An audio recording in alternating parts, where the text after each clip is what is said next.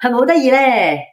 冬天人唔會着衫，所以馬咧都要着衫嘅。咁我哋就叫我哋咪叫着衫，我哋叫冚被啦。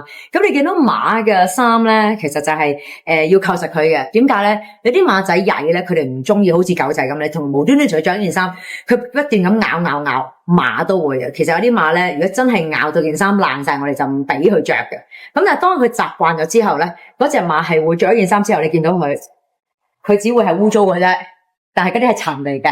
咁但係佢着嘅時候就係我哋見到個前胸有扣啦，同埋你見到佢大髀嗰度有個扣。點解咧？因為佢件衫咧唔好披嚟披去，唔好喐嚟喐去。因為馬最憎就係有嘢喺度喐嚟喐去。咁啊，依件紅衫仔啦，咁啊依件咧就有好傳統嘅藍色綠的咁樣啦。咁就你見到啦，呢隻乾淨好多啦，係咪？係啦。咁你見到前扣啦，腳嗰度有扣啦。所以冬天唔係淨係人噶，馬都要着衫噶。